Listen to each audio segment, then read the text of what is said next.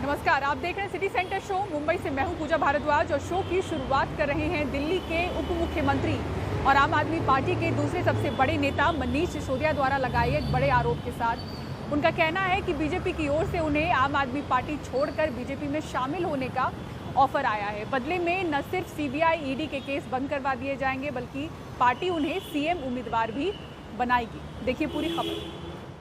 मेरे लिए भी बहुत शॉकिंग था कि मेरे पास मैसेज आया कि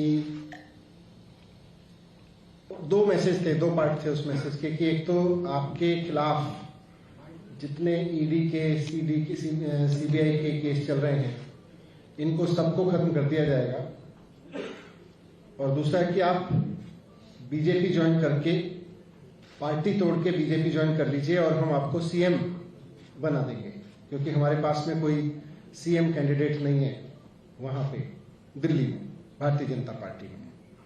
आम आदमी पार्टी तोड़ो, बीजेपी में आओ, सीबीआई ईडी के केसों से मुक्ति और बीजेपी के मुख्यमंत्री उम्मीदवार बन जाओ। मनीष सिसोदिया का दावा है कि बीजेपी की तरफ से यह संदेश भिजवाया गया था, लेकिन उन्होंने नकार दिया। हालांकि जब सिसोदिया से उस बीजेपी नेता का नाम पूछा गया तो उन्होंने सीधा सीधा नाम नहीं बताया। जो लोग जिन्होंने मुझे मैसेज दिया उन्होंने मुझे कहा कि वेस्ट बंगाल में शुभेंदु अधिकारी जी को हमने ही ज्वाइन कराया था, असम में हेमंत शर्मा जी को हमने ही ज्वाइन कराया था, फिर नारायण राणे जी से लेके और जो और ज्वाइनिंग उन्होंने कराई है, तो उन्होंने कहा कि हम पे आप भरोसा रखिए, हम लोग इसमें हैं, हम ही ज्वाइन कराते हैं। जयंत पांड्या जी को भी हमने ही ज्वाइन कराया था। बीजेपी का कहना है कि मनीष सिसोदिया ध्यान भटकाने के लिए ऐसी बातें कर रहे हैं। मनीष सिसोदिया जी का ये जितना एक्ट है, जितने डायलॉग्स हैं, ये एक बार और सिद्ध कर रहा है कि वो सच में इस अपराध में बहुत अंदर तक डूबे हुए हैं। देखो, ये लोग ढोंगी लोग हैं, ये लोग झूठ की हर लिमिट को क्रॉस कर चुके हैं और ये समझते हैं कि जनता जो है ना कठपुतली है। दिल्ली के लोगों की आंखें खुल चुकी हैं और मैं समझता हूं कि ये जितना बौखलाहट है ये सब यही बताता है कि मनीष सिसोदिया भ्रष्टाचार के लंबे और बड़े दलदल में घुस चुके हैं। वैसे एक्साइज पॉलिसी में कथित भ्रष्टाचार के मामले में घिरते मनीष सिसोदिया के साथ अरविंद केजरीवाल डटकर खड़े हैं। जिस व्यक्ति को पूरे देश की शिक्षा व्यवस्था सौंप देनी चाहिए, जिस व्यक्ति ने 5 साल के अंदर करिश्मा करके दिखा दिया, मौजूदा रवायती पार्टियां 70 साल में जो काम नहीं कर पाई और जिस व्यक्ति ने वो काम करके दिखा दिया कि सरकारी स्कूलों को शानदार बना दिया, इस देश के गरीब बच्चों को भविष्य दे दिया, उस व्यक्ति पे सीबीआई की रेड कराते हो तुम लोग? शर्म नहीं आती तुम लोगों को? और फिर ये अनर्गल बातें कर रहे हो। ऐसे व्यक्ति को तो भारत रत्न मिलना चाहिए। पूरे शिक्षा व्यवस्था प्रधानमंत्री जी को बुलाना चाहिए, उनको कहना चाहिए भाई जो भी पार्टी हो, पार्टीबाजी करने थोड़ी, देश का विकास करना है।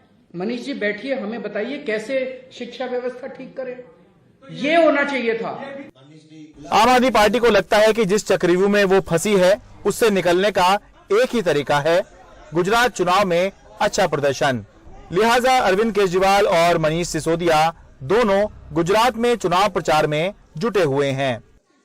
अब जहां तक बात है गुजरात की राजनीति की, तो आम आदमी पार्टी का लक्ष्य है खुद को सबसे पहले बीजेपी की टक्कर में दिखाना, लाना, जबकि बीजेपी राष्ट्रीय स्तर पर और दिल्ली स्तर पर तो आम आदमी पार्टी पर जमकर हमले कर रही है, लेकिन गुजरात में बीजेपी आम आदमी पार्टी को फिलहाल इग्नोर करते हुए ही नजर आ रही है। गुजरात से अपने कैमरा सहयोगी अश्विनी मेहरा के साथ मैं शरद शर्मा, एनडीटी मीडिया। बढ़ते हैं आगे, खबर पटना से, जहां एक एडीएम की गुंडागर्दी की तस्वीरें सामने आई हैं। दरअसल सड़कों पर शिक्षक अभ्यर्थी जो है वो प्रदर्शन कर रहे थे, उन पर पुलिस ने लाठीचार्ज किया। इस दौरान मजिस्ट्रेट के तौर पर एडीएम के सिंह यहां पर तैनात थे। जिनकी गुंडागर्दी देखने को मिली। एक प्रदर्शनकारी अभ्यर्थी के हाथ में तिरंगा होने के बावजूद के सिंह ने हाथ में डंडा लेकर उस पर लाठी बरसाई। तिरंगे का अपमान वहां खड़े पुलिस और प्रशासन के दूसरे लोग भी देख रहे थे। तिरंगे के ऊपर लाठी बरसाने वाले एडीएम के सिंह इस दौरान मीडिया से भी उलझ गए। इस बीच राज्य सरकार ने इस लाठीचार्ज की जांच के लिए कमेटी बना दी है।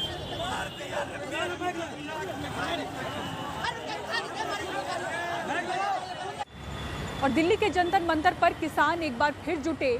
अपनी मांगों को लेकर महापंचायत की दिल्ली से लगी सीमा पर जाम रहा। किसानों ने कहा कि अगर सरकार ने अपना किया वादा पूरा नहीं किया तो आंदोलन के लिए तैयार रहें।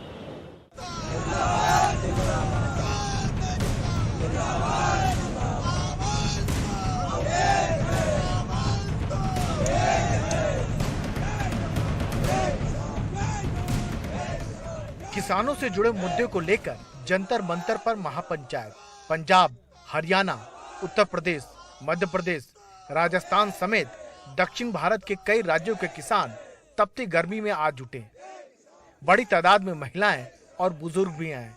सब के सब सरकार से खफा दिखे। सुई से लेके जहाज तक जो भी चीज बनती है तो वो चीज बनाने वाला है, उसका रेट तय करता है कि मेरा कितना खर्चा हुआ है और कितना प्रॉफिट चाहिए मेरे को। एक किसान है जो उसकी लागत बहुत ज़्यादा होती है फसल उगाने में, तो उसका जो रेट है वो तय कौन करता है? किसान खुद नहीं कर सकता। उसका रेट तय करता है जहाँ जिसको यही नहीं पता कि किसानी में एक किले में कितना बीज पड़ता है, क्या कैसे होती है किसानी। हम लोग जो है इस बार आर पार की लड़ाई के मूड में है, वापस नहीं जाएंगे। लेकिन इस धोखेबाज सरकार को, किसानों के साथ धोखा करने वाली सरकार को सबक सिखा देंगे, मिट्टी में मिला देंगे। इससे पहले किसानों के जंतर मंतर आने को लेकर पुलिस दिल्ली से लगी सीमा पर अलर्ट दिखी। नतीजा ये हुआ कि हर जगह लंबा जाम लग गया। कई जगहों पर एम्बुलेंस तक ट्रैफिक जाम में फंसी रही। पुलिस सिंधु, गाजीपुर और टिकरी बॉर्डर पर किसानों की गाड़ियों को रोककर जांच करती नजर आई। इस वक्त मैं हूं सिंघू बॉर्डर पर और यहाँ पर जो किसान आ रहे हैं उनको दिल्ली पुलिस रोक रही है। आप देखें कि ये जो गाड़ियाँ हैं ये हरियाणा की ओर से आ रही हैं और दिल्ली पुलिस इनको रास्ते में ही रोक रही है। जंतर मंतर पर पंचायत होनी है, लेकिन ये लोग पंचायत की तरफ जा रहे हैं, लेकिन पुलिस ने इनको सिंघू बॉर्डर पर यहाँ पर रोक लिया है। इन सारी रुकावटों के बावजूद हजारों की तादाद में किसान जंतर मंतर पहुंचे। उनकी शिकायत है कि सरकार ने वादा खिलाफी की। अगर हमने एमएसपी की गारंटी की बात की, वो खेतीबाड़ी मंत्री जी मुकर चुके हैं कि हमने तो कभी बात ही नहीं की इसके ऊपर। इन्होंने कहा कि हम किसानों के मुकदमे वापस लेंगे, वो अभी तक लटक रहे हैं। इन्होंने कहा कि बिजली शोध बिल नहीं लेकर आएंगे, वो भी ले आए। इन्होंने कहा कि लखीमपुर के जो दोषी हैं उनको सजा देंगे, और वो भी अभी लटक रहा है बीच में। अजय मिश्रा टैनी के बारे में रिपोर्ट आ चुकी है मैं सुप्रीम कोर्ट की, तब भी उसके खिलाफ कार्रवाई नहीं हो रही। तो फिर मतलब क्या, इन सब को लेकर राष्ट्रपति को हमने ज्ञापन देने की प्रयास करें।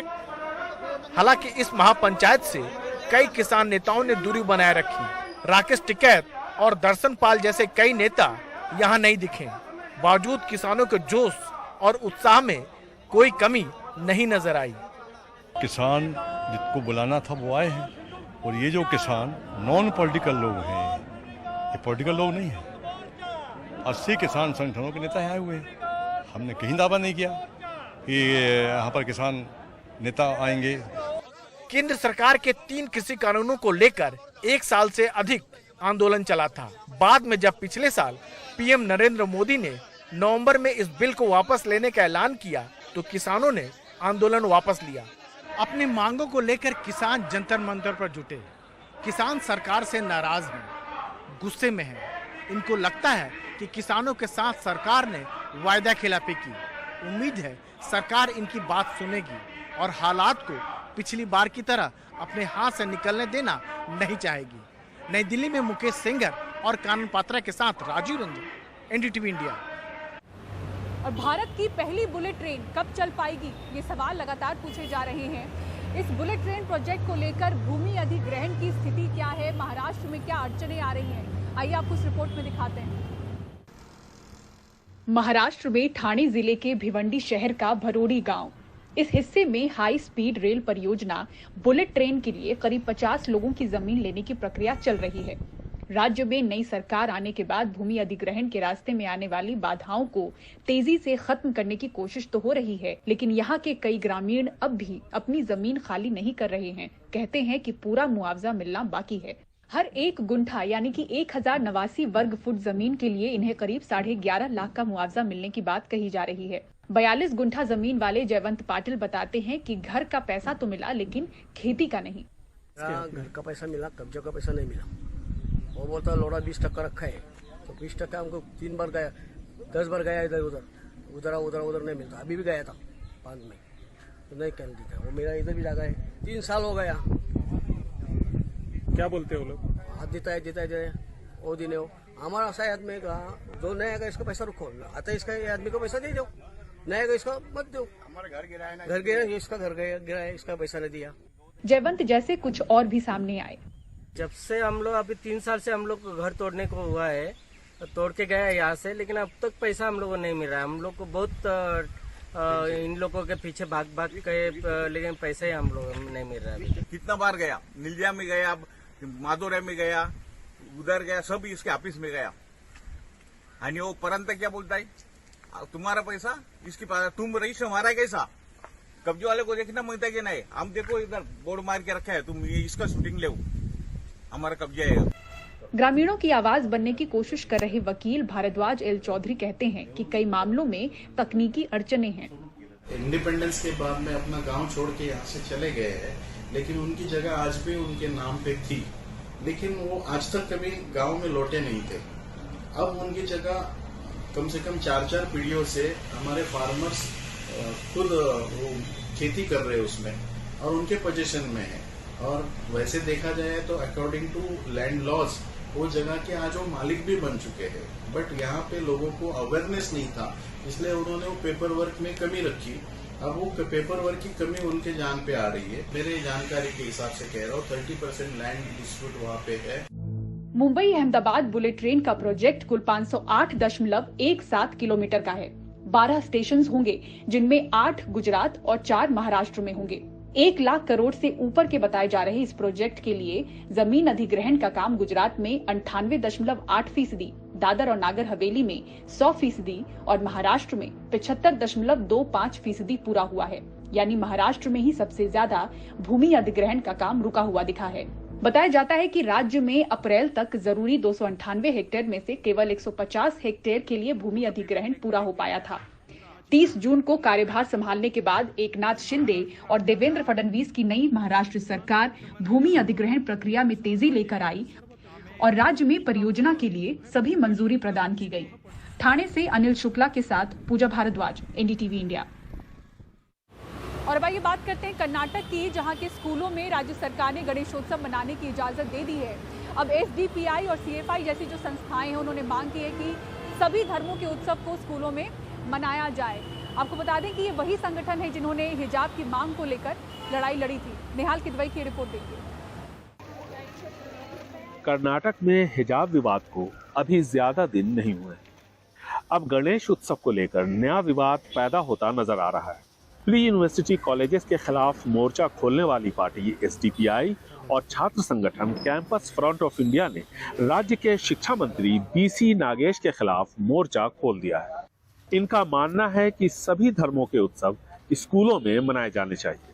अगर आपको गणेश को देता है, कोई मुसलमान इसको नहीं दो नहीं बोलेगा, कोई क्रिश्चियन नहीं बोलेगा। आप गणेश को भी दो, आप सरस्वती को भी दो, आप नमाज को भी दो, आप क्रिश्चियन प्रेयर को भी दो। सबको देते हैं तो ठीक है, अगर एक कम्युनिटी को देते हैं ये इनजस्टिस है, ये नहीं हो सकता। आफ्टर द हिजाब इशू, हिजाब विवाद के बाद किस तरह से ध्रुवीकरण हुआ वो आपने देखा। ऐसे में हमें लगता है कि ध्रुवीकरण की इस तरह की कोशिश नहीं होनी चाहिए इन द कैंपस। लेकिन दक्षिणपंथी हिंदू संगठनों के मुताबिक हिजाब और गणेश उत्सव में फर्क है। पिछले 75 साल से गणेश उत्सव को स्कूल में शांत रीत से एक अच्छे तरह से सभी हिंदू बच्चे, मुस्लिम बच्चे, क्राइस्तव बच्चे जैसा बौद्ध कम्युनिटी का बच्चे सभी मिलकर इसका आचरण कर रहे हैं। अभी तक इसका कुछ भी विवाद नहीं है। अभी क्यों विवाद कर रहे हैं? मुस्लिम और ईसाई संगठनों के मुताबिक गणेश उत्सव की ही तरह दूसरे धर्मों के कम से कम एक उत्सव को स्कूलों में मनाने की इजाजत देनी चाहिए, देश के धर्मनिरपेक्ष संविधान का आदर करते हुए। बेंगलुरु से कैमरामैन कुमार के साथ निहाल किदवई, एनडीटीवी इंडिया।